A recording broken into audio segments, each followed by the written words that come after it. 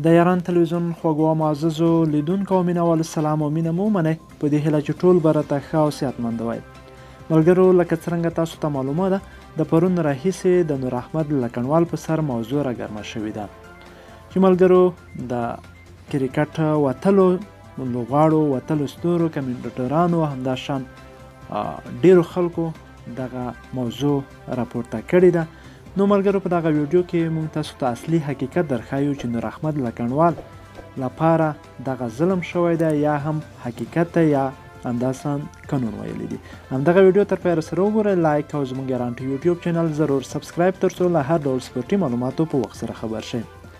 ملګرو دا خو ټولو ته معلومه ده چې د کرکټ اکثره لوبغاړي رسمي لوبو ته د داخلېدو پر مهال 2 یا 3 کاله عمر کم ورکوي. دا چاره د دې لپاره ترسره کوي چې دوی زیات کرکټ وکړي او ژر تقاعد نشي.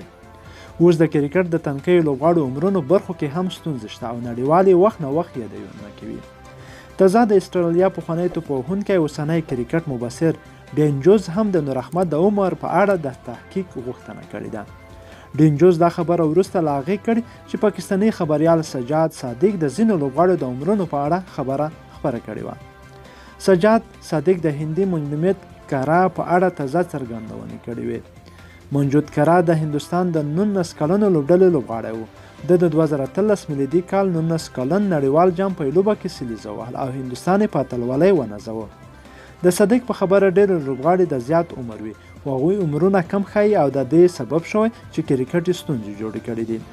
منجد کلا اوس 2 کاله له نړیوال کرکټ او 1 کال له هندي داخلي کرکټ څخه د عمر د دوکې پر بنسټ ځنډول یا محروم ګڼل شوی دی.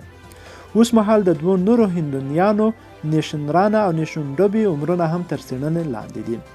ډین جوز د نور احمد په اړه ویلي دي که چیرته د عمر خبره وي نو بیا باید د نور احمد لکنوال عمر هم وڅېړل شي. ډین جوز وایي نور احمد د IPL سیالیو لپاره نوملیکنه کړې وه. د IPL اپلیکیشن کې افغان کرکټ بورډ لیکلی موږ هم یو 14 کلن لوبغاړی لرو چې ښه توپچونه کوي. ډین جوز ویلي نور احمد وایي زه 14 کلن یم خو له څېرې 18 کلن برېښي.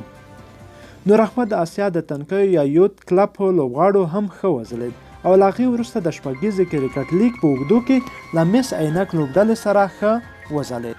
اوس نړیوال افغانستان 19 کلنو ملي لوبډلې سره په افریقا کې د نړیوال 500 جام لوبو لپاره مل دی.